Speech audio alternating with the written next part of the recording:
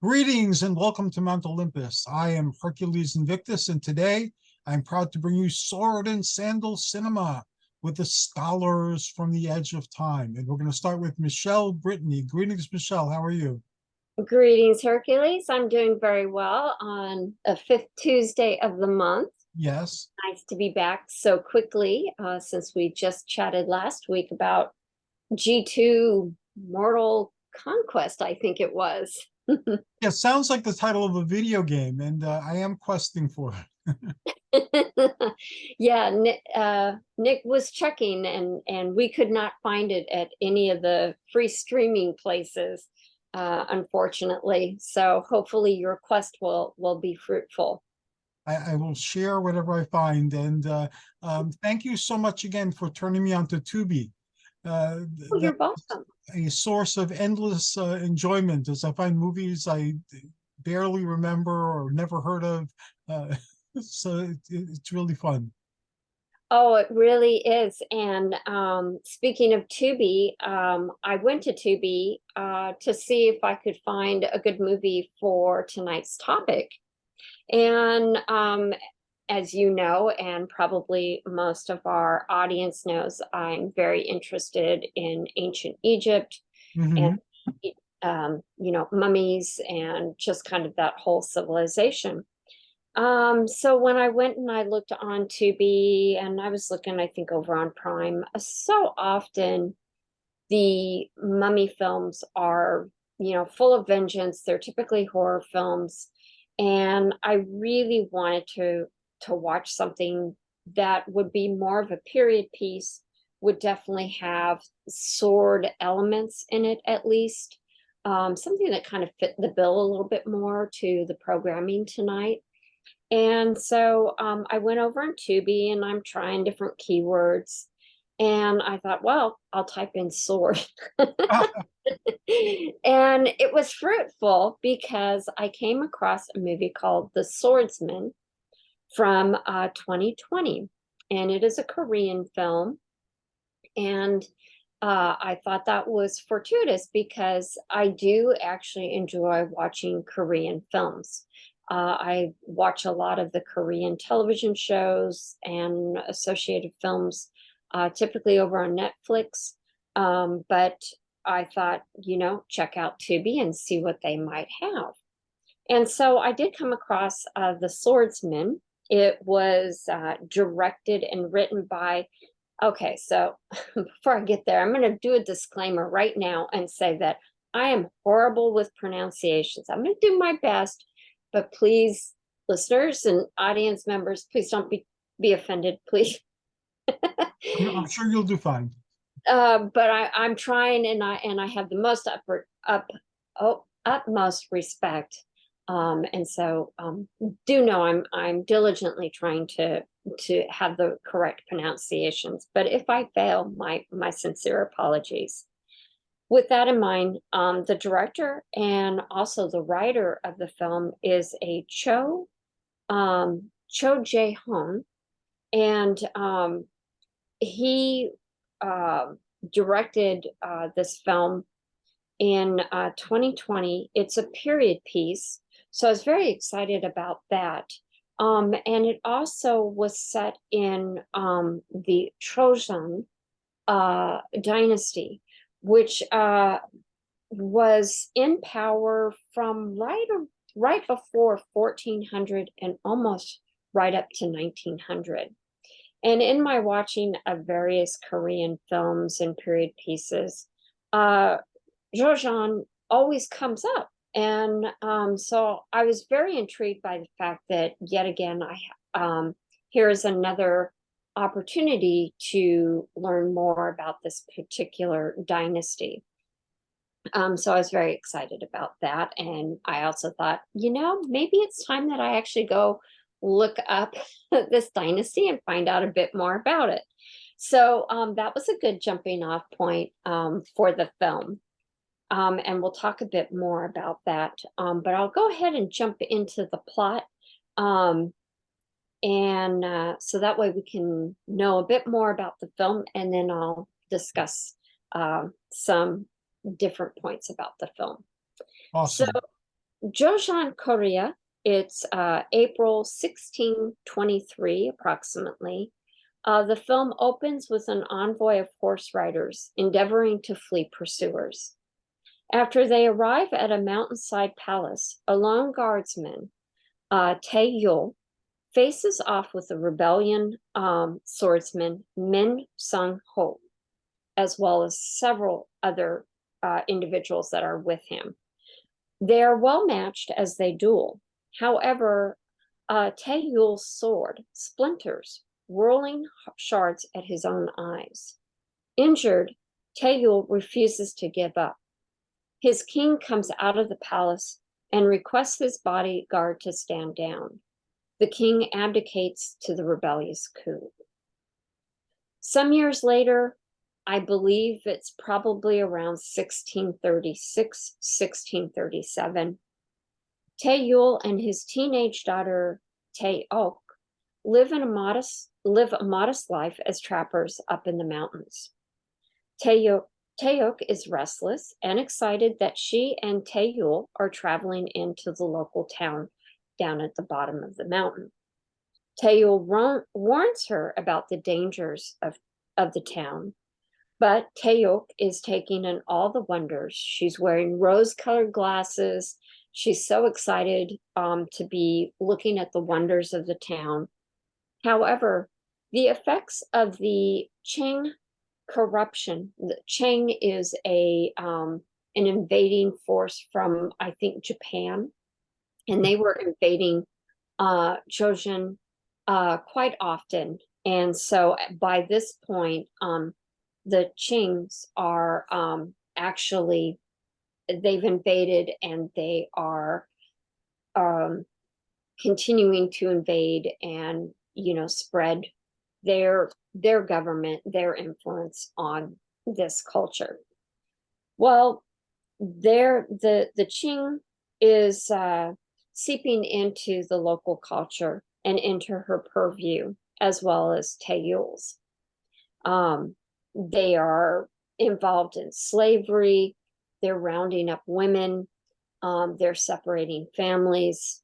They're brutes. They're rebels. They have no regard for the Joseon culture and just kind of a certain etiquette and respect. All that is out the window with the Qing. So because Tae-yul is going blind, this is resulting from that earlier injury, and requires expensive herbs to heal his eyes, Tae-yul accepts an opportunity to care for the local nobleman's mother, which is in actuality a ruse. The nobleman, Lee Mok-yo, is seeking out a stand-in for his own daughter, since he fears that the Qing leader, Guru Tae, who is also a slave dealer, will soon require tributes from all the noblemen. And that does happen.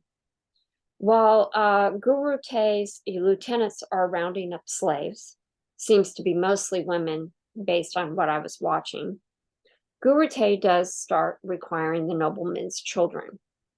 Tae-yuk and the real daughter are kidnapped as a result. Well, the loner swordsman that has been avoiding attention and violence all these years starts a singular campaign to get his daughter back. Cue a series of martial arts swords play fights involving Tae-yul and just about everyone from the Qing forces who are carrying swords. There are one-on-one fights and one on what feels like hundreds. No matter the pain and injury, Tae-yul takes it all, and with near blindness to boot. He ultimately defeats Guru Tae by impaling him. Ooh. A wise Qing envoy who's been watching things unfold decide not to interfere, which is probably pretty wise, and lets Tae-yul and Tae-yuk go free. As a kind of epilogue to the film, there is a flashback which reveals that Tae-yuk is not Tae-yul's biological daughter, but in fact, she is the daughter of his king, who'd abdicated at the beginning of the film. Taeyeol is blind at this point, but as he and Taeyeok make their way down the mountain, he declares to his daughter that he is ready to see the rest of the world. So that's the plot of the film. And, as I watched this film, I was thinking about what are the tropes that we see typically in our sword and sandal, sword and sorcery, and all those types of films that we talk a lot about. Mhm. And so with that in mind, I thought about, the hero's journey. We definitely have that. Taeyeok, who is a loner, has to go through a series of trials and tribulations to get his daughter back. And in the end, he is no longer the loner, the hermit. He has come out. He's going to enjoy life with his daughter. He's not fearful any longer of who he was or who he is. And we have themes that we see a lot in sword films, which are the idea of loyalty, justice, the idea of upheaval, like with government, like there always seems to be, some sort of coup in the making that wants to disrupt the natural, or not the natural order, but the established government. So, there's a sense of justice that's happening, whether it's an official justice that's doled out by the government, or whether it's some sort of vigilante justice that's, yeah. So there's also that sense of loss. And I think that this movie, explores that as well through the values, traditions that the Joseon dynasty had, and how you have the Qing come in and they're disrupting basically, a peaceful dynasty that had been going on for well over 200 years gets disrupted. You have traditions that are broken as a result, and obviously life. So with that in mind, I talked to Nick, and I said, hey, I'm thinking of these as kind of normal tropes. What do you think? And, can you weigh in? And so we came up with our top 5. So the first one is focus on the body, especially the man, usually a muscular one. So, when we think back to the Hercules films, we have the strong man. There's a very outward physical manifestation of the strength of the person. But what's interesting as a juxtaposition of that, Taeyeok is a very, I'm not, a fairly small statured person. He's broken. He's near blind. He's older. I think he's supposed to be like probably late 30s, early 40s, which that's not old, but when we're talking back a Yes. historical piece, it definitely seems like they're an older person. He has long, unkept hair. He doesn't seem to display anything outward that would draw attention to himself. He wears very dark, bland clothes. He doesn't even carry a sword. He carries a cane. So there's no way of being able to guess that this person is like the best swordsman in Joseon. And we only start seeing that other side is when his daughter is kidnapped. And then that warrior comes to light and is unburied, and he shakes off those, the effort to kind of blend and disappear. And there becomes he's already kind of an intense, mysterious character, but when he decides, I'm going to go get my daughter, he becomes a dangerous person. And even with a cane, like the first battle that he's involved with a couple of the lieutenants, he has a cane, and it's not a long cane. I mean, you'd think it was a Yoda cane. is pretty small. But he manages to just whip them. And they're like, whoa, this guy is not a hermit. There is something more to this guy. And, quickly he has drawn the attention of not only the lieutenants, but also Gurute.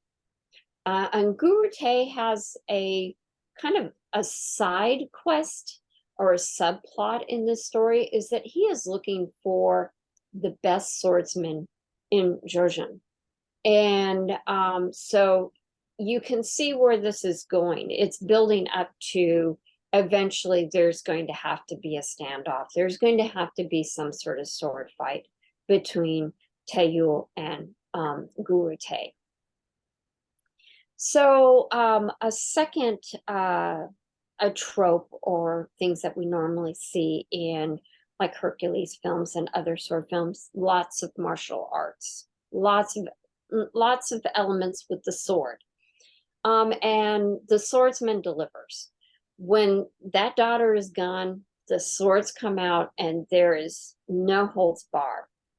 Taeyul, like I said in the plot, he faces several challenges, and that is really ramping up this hero's journey and him having to fight such incredible odds that just really spotlights that this person really has a depth that you would have never thought possible. He definitely is the best swordsman in Joseon. There is a scene, and I don't know, Hercules, have you seen the original Old Boy? Did you ever see that film? It's not ringing a bell. I might have seen it, but I'm not remembering it. Okay, well, there was a remake with, I think, maybe Josh Brolin. I'm not sure, but there's an iconic scene where Old Boy fights down a very tight hallway, and it's very well choreographed. There's like a little bit of animated like eye shot movements, like dots, to kind of show where he's looking to. Well, there's definitely some choreography here with one of the fight scenes where Taeyul actually jumps over a wall, and he ends up in this kind of alleyway between the wall and another palace. And it does kind of feel like it's Old Boy in an updated film. So definitely delivers.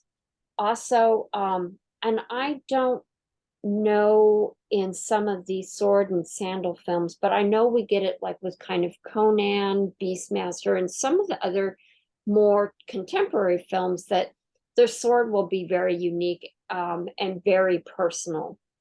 And Taeyuk is not different on that front. He has a straight sword, but instead of a single tip, it's a split tip at the end. So it's almost like he's been taught that if he's able to catch the opponent's blade, he'd be able to, with kind of a whip motion, probably be able to snap the other person's sword. So, I thought that was interesting and kind of, fit within our study of the swords and fill in the blank cinema movies, right? A third aspect is settings are typically historical in nature. And as I mentioned earlier, Joseon is dynasty is between about 1400 to 1900, and this particular film is set right around 1636-37, when the Qin forces are invading Joseon quite often. So we definitely have that period piece. We don't have modern technology that's encroaching in the film. The fourth one is displaced governments, whether it's an established government and we have rebel forces coming in, or Hercules against the Moon Men when we have aliens coming in. but again, in the Swordsman, we have the Qing forces that are coming in. They're, calling the shots. They are trying to take over and break the Zhoujin culture, their spirit, their traditions, and things like that. And like I was saying earlier, Taeyul represents that tradition and kind of old life. Whereas the Qings are coming in and they want to disrupt everything. And so, Taeyul has to go through the hero's journey of basically having to change and, change with the times. The last one that I will touch on before my half hour is through is that typically our hero is a stranger and a wanderer.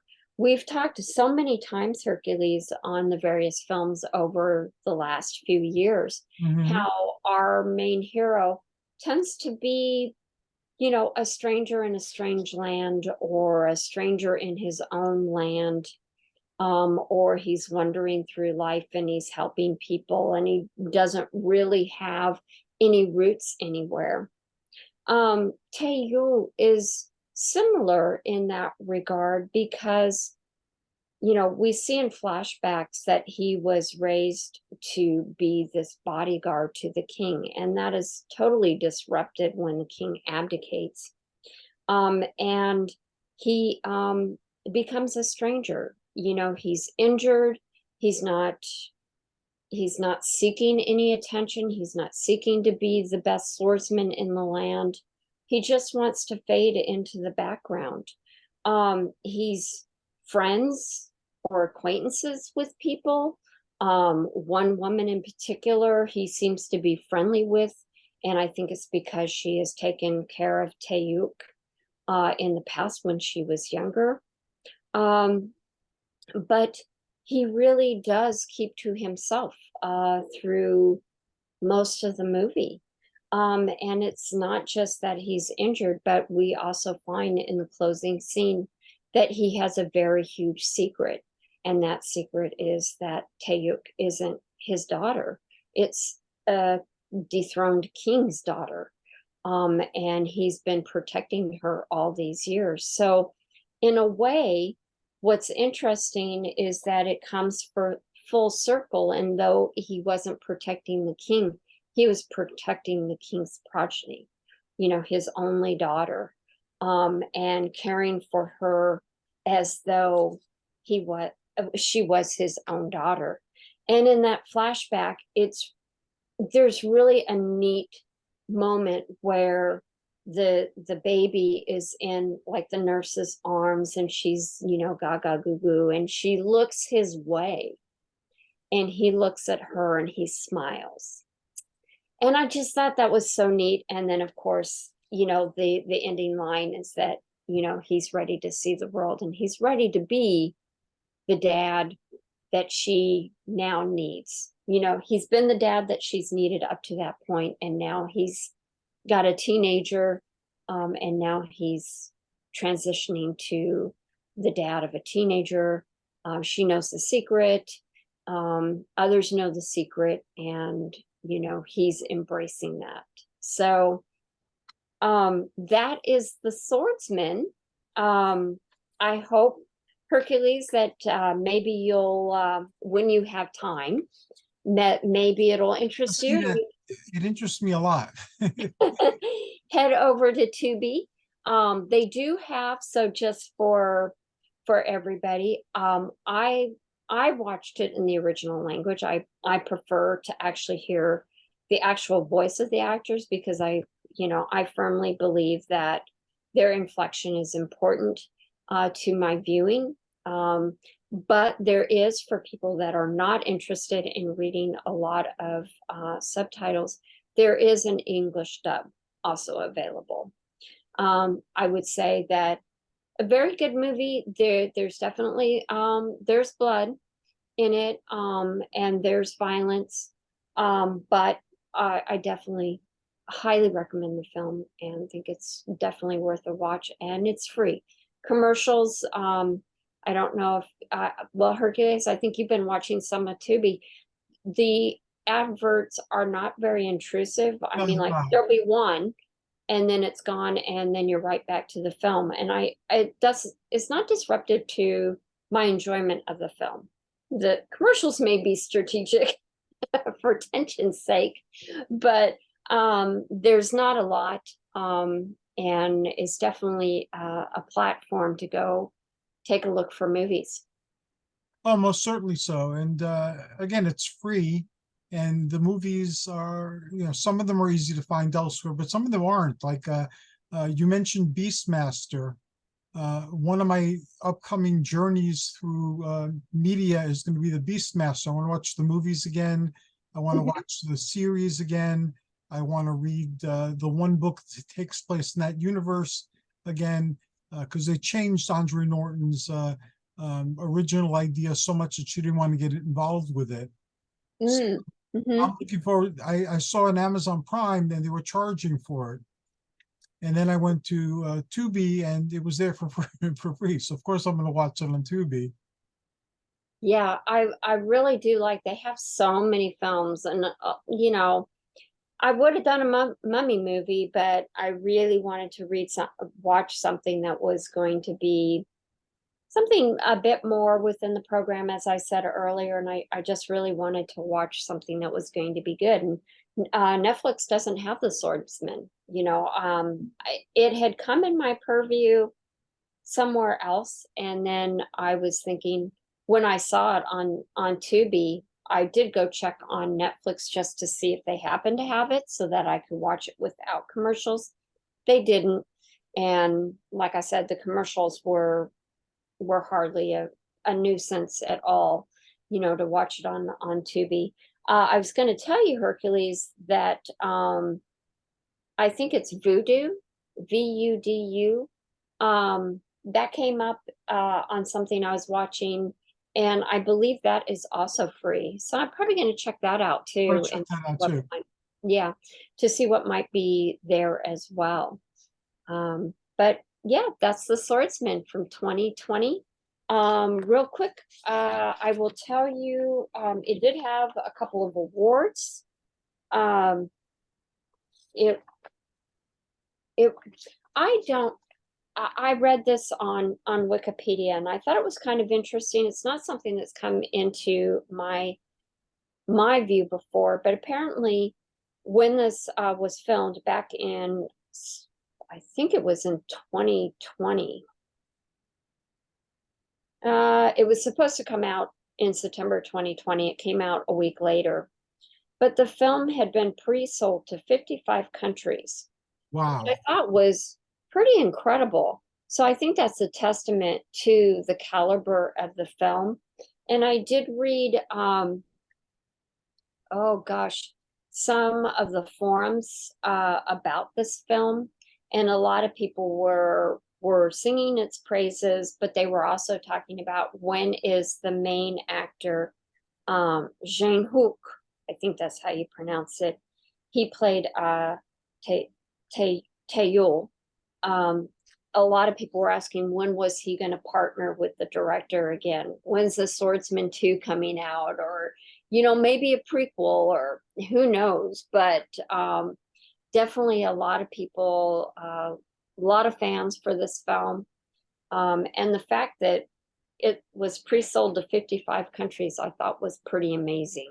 So That is amazing. And again, it was a welcome addition to the range of things that we usually focus on.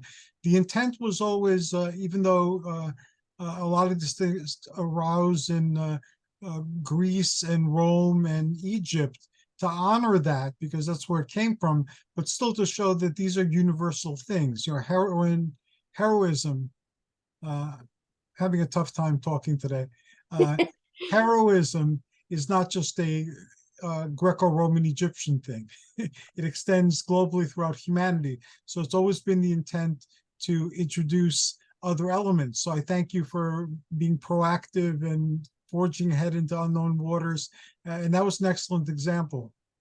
Oh, you're very welcome, Hercules. Yes, when I did go and research Jojin, and to find there was a lot to me, I felt like there was a lot of similarities about values, tradition, the rise of kind of a higher culture, a classicism of this particular dynasty that I thought really kind of mirrored, although more, in within the last, millennium, but the fact that it's very comparable to our kind of Western ancient civilization that we study on this channel. So I thought it fit very, very well with and in keeping with our traditions. It did indeed, and I have something else to watch now on Tubi's, and looking for Voodoo too. Yes, Voodoo. I'm very anxious to see what they have to offer. So with that, I think my half hour is about up, and I think that my co-host and partner in crime, Nicholas Diak, should be here momentarily to talk about, I think it's Starsand, a video game that he has been playing. That's a fascinating watch. So he should be here in a moment. Okay. No, we're in the same house, but let me text. Athena and I do that too. We use our phones to communicate with each other because it beats yelling out into the air. Yes, I would hate to do that while we're recording. Okay. So on that note, I was going to ask Hercules while we're waiting for Nick to arrive, has there been anything recent that you have watched? We're always talking about what we've watched, but is there anything that you have been watching?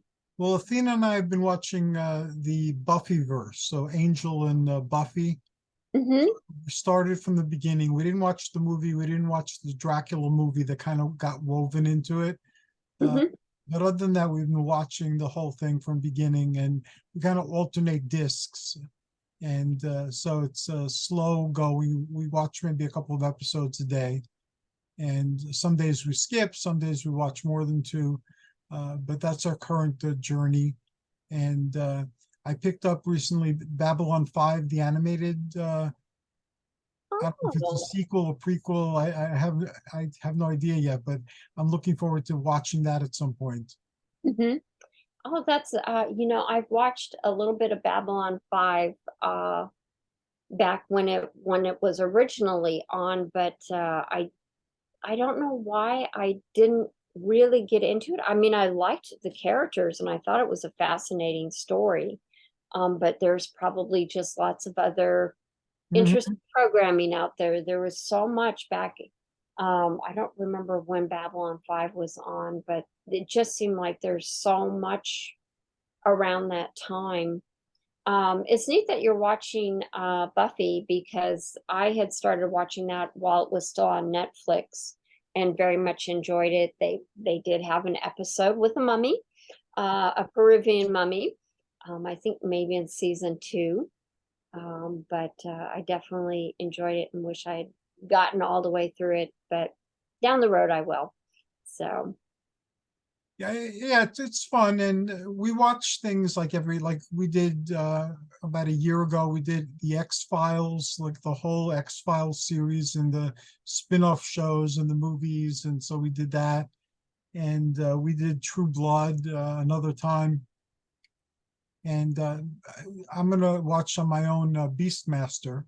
mhm. Didn't resonate with Athena so much. So as I'm exercising and writing and doing things, I'll be having Beastmaster in the background. I've seen them, so I might just be listening to them while doing other things. I might occasionally look up and see what's going on if I can visualize it.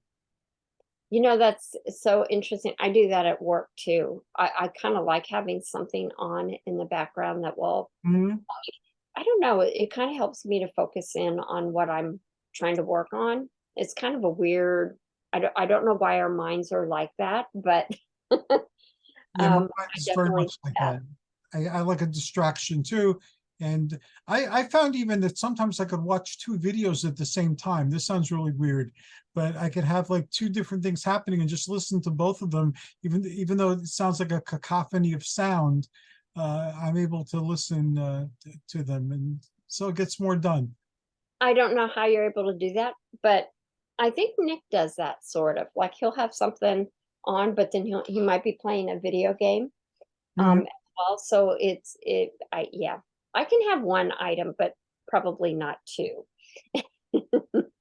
I haven't been able to really play games in a very long time. I enjoy games. I remember when Pong first came out. I was in high school, so I was very into gaming at various points in my life, but I haven't had time to play. And I have a PlayStation 3 and a PlayStation 4, and then I stopped there. Nothing I'm interested in has really come out. But my son got rid of his PlayStation 2, and I love the PlayStation 2, so I'm thinking of playing a PlayStation 2 game every now and then. Oh yeah. When I met Nick, he had a PlayStation 2, and that kind of got me into some video games back in the day. And then we became an Xbox family. And we've had Xbox since then. Ever since. Yeah. Well, without further ado, Nicholas is here to take over and talk about video game. Oh, it's dark in here.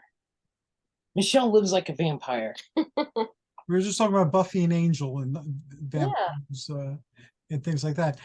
Thank you again, Michele, and welcome Nicholas Diak, scholar from the edge of time. You know, I think that might be fitting for what I'm talking about today, which is a video game called Starsand. So folks out there know I have a lot of hobbies. And video gaming is one of them. And of course, you know, I always keep an eye out for peplum style games because those are always fun to try out, like Titan Quest and the like. So when I see anything that's kind of antiquity related, I'm like, ooh, let's grab that because it could be a future article or something. And so this is kind of one of those instances. So to kind of back up a bit, about a year or two ago, I found a game called Stranded Deep. And the game is in the survival genre. You're on an airplane, it crashes in the ocean, you wake up on a deserted island, it's just you, and you want to get off the island. And so the gameplay is like build a tent, make a fire, cook some food, try to survive the elements, go fishing, build a furnace, you know, one of those you know, man versus nature type shows like Survivor Man or something, but in video game form. And I really liked it. It was fun. And plus, since it was set in a, you know, tropical island, I would make myself a tiki drink and I would go and play it. I'd be running around with a spear trying to catch a crab, smoke that crab, drinking a tiki drink, trying not to, you know, get my character killed by, you know, eating like, you know, poison stingray type stuff. I don't know, but it was fun, you know, build a tent, build a house later, and eventually make your way off the island. And so a couple months ago, 2 months ago, maybe three, I came across a newer game called Starsand. And its imagery was, you know, of a person and there's a pyramid behind him. And I'm like, well, I see a pyramid, so let's take a look at this. Because at the very least, maybe it's something I could play and Michele can watch because she's the Egypt person. And the game is basically exactly like Stranded Deep.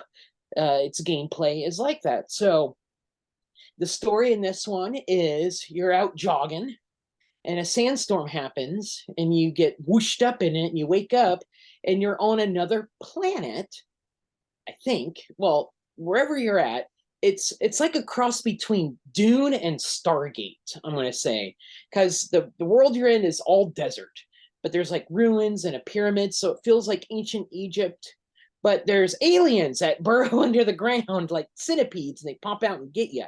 So, you know, like sandworms in Dune, but also maybe like Stargate caused, you know, ancient aliens landing on pyramids and stuff. So that's kind of, but that's like all foundation backstory, because the bulk of the game is basically, instead of being stranded on a desert island, you're stranded in the desert. So, it's the gameplay is find an oasis, build a tent, build a campfire, hunt frogs. There's a lot of frog eating in this game. Alien frogs, different color, glow in the dark, or They're all green. You chase okay. after them, and they hop away, and you just go after them with your axe that you craft, and then you cook them. I mean, but you eat other. But you build a tent, you build a farm, you plant bananas and mangoes and coconuts. Open up the coconut, drink the water, turn the coconut into something else. Craft spears and bows and arrows, and but also, sorry, but also exploring this world, because it's all desert. So find other oases, find a giant pyramid, go inside of it. Oh, it's full of hieroglyphs and statues and stuff. So it's the same type of game, a survival game. You got to have a constant supply of food coming in, constant supply of water. But since you're in a desert and there's a sun, that sun will just crisp you up. So you got to keep shade around you. But since it's also a desert, there's like no landmarks. Like, things are super far away, and there's no, like, when you play a role-playing game, there's usually like a fast travel.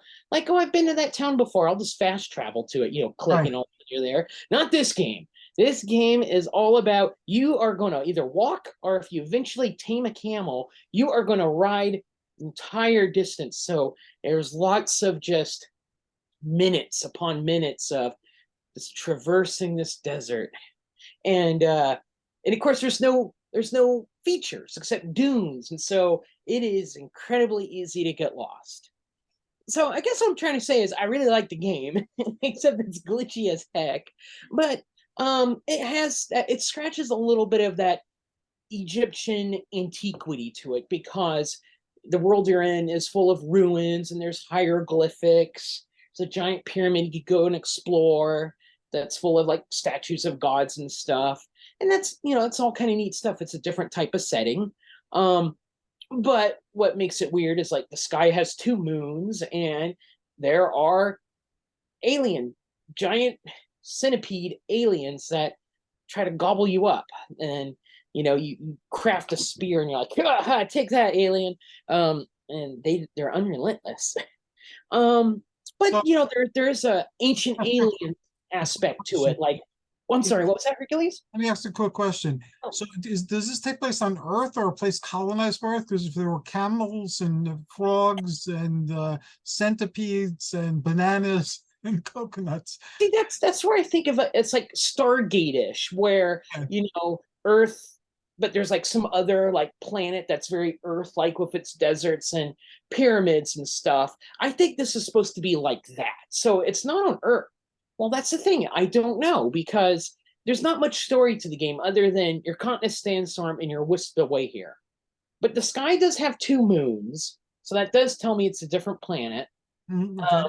But I think it's like Stargate, and a little bit of Dune. And I say a little bit of Dune also, not just because that the aliens burrow under the ground like sandworms, but it's very drug-centric, where in Dune you have spice. In this Right. game you actually have hemp, and you use that hemp to like make armor and power a gun, of all things. So it's weird that way. But I got towards the very end of the game before it glitched out on me, because it's an indie game, so it's not like a big budget Call of Duty type game. But I got to a sequence where I opened a mystical door when it's nighttime and these runes are out, and I explored this pyramid to find the combination of symbols to open this door, and I did. And I'm in this area with a giant chasm and a giant alien, and there's like a ruined city. I'm like, sweet, I'm getting toward the end here. It's gonna be awesome. I'm gonna find out what's all going on. And then the game glitched, and every time I reload it, I like clip through the game and just fall through the world. I'm like, no, right when the game is getting climactically good. So Can so you that's what's that? can they fix that? Can they send you a patch or something? Or I doubt it. I think the development and maintenance on this game is probably done. So I'll probably have to just start over. Now that I know what I'm doing, it'll probably be quicker. But so that was lame. So that kind of I had to put the kibosh on playing that for a while. But that's what I was playing for a month or so there. Michele is my Egypt person. I would run into some ruins. I say, look at these hieroglyphics. What do they say? And she's like, I don't know, but they're cool looking. Uh, we didn't find any mummies in the game though. But no, it was just nice to see kind of the antiquity Egypt / Stargate / Doom type setting. Not quite sword and sandal, but just a little bit because of the setting. Yeah, so I guess except for the glitchiness toward the end there, a game I would recommend, especially for its kind of historical elements of it. I guess just the idea of waking up in an ancient Egypt-like setting and going out and exploring the world in kind of a, I don't know if you remember, but a couple years ago when we talked about Assassin's Creed Odyssey, Yes. it's an amazing game. It had a mode where it was like education mode, where if you turn that mode of the game on, there was like no enemies or anything. Instead, you were allowed to explore everywhere in the game, and it had like pop-up menus to, actually teach you a little bit of history.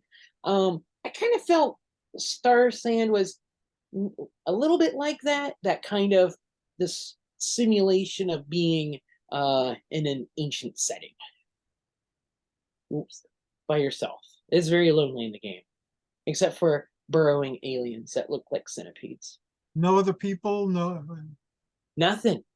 Yeah, it's desolate. Yeah, there's no towns, no like I came to a market and there's other people to talk to. Nothing. You're totally alone. Just you and your camel on camelback. Just going to. There's like the music is very minimal, so it's just a very quiet, alone game, which I think adds to the solitariness of it for sure. Like the other game, Stranded Deep, which is a better game. It sounds like fun. Do you miss the other encountering other people and finding the answer to the riddle by talking to people? In this game, no, I think most of the challenge comes from that micromanaging juggle work of making sure you have enough food, making sure you have enough water, making sure you have the appropriate shelter, and setting up like waypoints between places. So like I'm not going to make it back to my camp by nightfall because it'll be dark, but maybe I can swing by this other place instead and camp there for the night. And I think that's kind of the aspect of the survival games, trying to replicate that. You're lost in the forest, how do you get out type thing. So because in real life, if you drop me off in the middle of the desert, I'd be dead in 2 minutes, totally shriveled up like a pork rind. I wouldn't even make it that far. If you drop me off in a deserted island, I'd probably last a little longer because I'll probably slip on a banana peel and clunk my head. Oh my gosh. So that's it in antiquity gaming, I suppose. Yeah, I was playing that for the last month or so, enjoying it until it glitched out. I will probably start over, probably in another month or so. Right now, I took a break from that to play other games, but no, it's just a different way to, I guess, look at antiquity Egypt in the survival genre video game format. Have you ever played any of the Stargate games? I remember, I think I played the one on Nintendo 64 like years and years and years ago. And there were a handful of games. I didn't get a chance to play them. I've seen videos of them. I played the movie adaptation of Stargate on the Sega Genesis. Okay. That was when I was a kid. I must have been like 10 or 11 when I played that. That was a long time ago. I remember enjoying it. I think he played as the Kurt Russell character and he had a gun and he just basically Yes. walked around shooting everyone. Pew, pew, pew, pew. That was long ago. I And haven't played any of the Dune games. I know there's a lot of Dune games out there. I do rock out to the soundtrack for the there is a real-time strategy Dune game that came out in the early 90s where, you know, you play as like an overseer of a spice facility and you're building things and setting convoys up and stuff. It's one of those like Command and Conquer type games. I haven't played that, but I have the soundtrack for it, you know, copied off YouTube, and that is banging. It sounds like new age music, like Enigma, which makes sense. I mean, come on, Dune is a trippy story. Very new age, I guess. Yeah. I read it in high school, all these many years ago, back in the 70s. Early to mid 70s, yeah. I've never read Dune. I've seen the new movie and I liked it. I've attempted many times to see the David Lynch film, and I like David Lynch. I love David Lynch films. Kyle MacLachlan. Okay, But, I know I saw that I one, can't do it. I try. and then I saw the William Hurt one when it came out, and then of course Oh, the that new was Children of Dune. That was on Sci-Fi Channel, wasn't it? Maybe I remember it had William Hurt in it. Hmm. So I've seen, but I haven't ever read the novel. I think I've tried, and because it's sci-fi, back then it was like I didn't have a lot of patience to try to read and figure out what did they mean in English. It was. You know, I think So- back then it was very acid sci-fi. could be, yeah. I will say one thing about was it Starsand Starsand. is that one of the mechanics of the game when you have the enemies on, because Nick played with the enemies on and then he also played with it off. But with the enemies on, it encourages you not to stay in one place for very long. Like he set up base and an alien came, and then the next time 2 came, and then 3 came, and then it was like this wave of these nasty worms. And so I know you went and looked it up, and it the mechanic is that if You're supposed to Oasis hop. yeah, you're supposed to keep moving. You're supposed to be nomadic and not kind of take root. So I thought that was actually kind of an interesting mechanic about the game. The ruins were neat looking. They had some aspects of ruins that you would see in Egypt, much more in decay than some of the stuff that you see. But you know, it had hieroglyphics, or hieroglyphs, and it had scrolls that would give you designs and maps and things like that. So it did make effort, but I agree, Hercules. I wish they would do a patch, because it was really climactic, and then it's like he kept clipping through. Oh man. It was right at a save point. I set a tent up, saved, loaded my game, and the game is like trying to render itself, you know, bring everything out, and it just doesn't bring the ground in time, so your character goes wee right through the world. Yeah. And there's no getting around it. And that's so awkward. It's almost like you have vertigo. I know I don't usually have a thing with heights, but when it happens in a video game, oh yeah, it kind of unnerves my sight. But Yeah, it's a digital only game. If it came out physically, I would have held up a copy to show you the artwork. Because if you see the artwork, it's like, oh yeah, I can see the Egyptian antiquity-ness of it. I think we're due for another good antiquity game. Titan Quest 2 is going to come out. I need to. It's going to be out. Really? Titan What's Quest that? 2 is coming out? They're making a Titan Quest 2. Yeah, it's supposed to come out next year. I will be pre-ordering that. I will, because I love the first Titan Quest. I've got the. You know what? We're on Zoom. We got 3 minutes. I'll be right back. Hercules, give me a second. Sure. I just found my old copy of Titan Quest earlier this week. Oh, very cool. Yeah, Nick mentioned it, and it was like, oh, but it's only on the brand new console for Xbox Series whatever. So I know we're gonna have to get a new Xbox. Oh, it's all blurry. Can you? I don't know if you can de-blur it. I don't know why I don't have the blur on there, but I don't know. Well, anyway, it's a big box set of Titan Quest. If I helmet and a book and a poster and everything. Maybe if I held it next to my, no, it's still blurry. It's like, Well, I don't know what to tell you. you have the blur on. I do, which is weird. I don't Yeah. usually. But anyway, that's our own tech problem over here. But take his word for it. He has the big collector's edition. And Titan Quest 2 will be in our house next year. With an Xbox. I'm looking forward to your review already. That's I need to replay Titan Quest 1. I've beaten it once. I need to beat it on a harder difficulty. Maybe that's due for there you go. a dialogue or something. Yeah, on our next 5th Tuesday, There we which go. should be in a few months. So There we go. I think we have his program planned out. awesome. Well, I want to thank you guys. Again, great to see you. I'm kind of unfocused today, so forgive my being unfocused. And I'm looking forward to our next conversation. And I guess be well. How can people find the Scholars from the Edge of Time and take part in your adventures?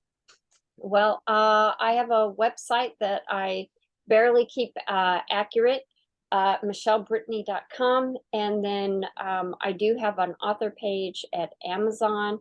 But if you want to catch where Nick and I are usually at and all of the podcasts that we're on, you really should go to his website, nickdiak.com, and I'll let you finish the Yeah, description. nickdiak.com. All my social media's there. I update it every 2 weeks of all the news of our projects and stuff. Keep the podcast index there.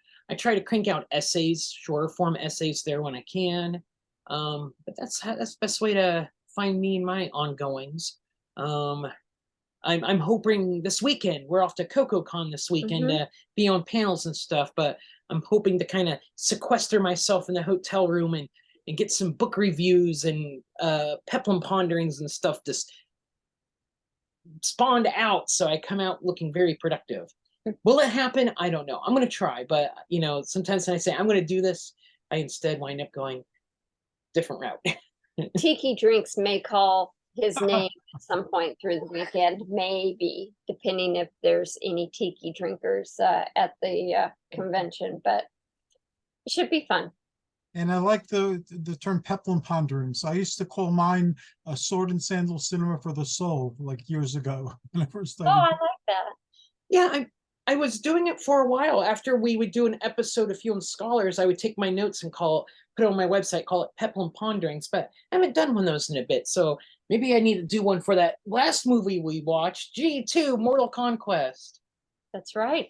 Because you know what? People need that stuff. As I say, I know we're winding down, but I've got a lot of Peplum books and a lot of Peplum encyclopedias, but none of them really give like good plot synopsises. They'll say this movie was made then, it had these actors, it's a good movie, bad movie, but they don't really give like plot synopsis. This is what happens in the film, which I like having the plot nearby. And if you try to go on Wikipedia or IMDb, they don't have plots there either. So I need to fill that niche. I can see a book with the names Nicholas Diak and Michele Brittany on it. Might be the ones destined to do that, to Maybe contribute so. them into the. Yeah, definitely be useful. Well, that's us. Well, we hope you have a great upcoming new month in September, sir. Hope you feel better, and we look forward to seeing you next time. We'll have something quirky and interesting to talk about. Same here, and I look forward to it. So thank you again. All right, cheers, sir. Joyous journeys. To you as well.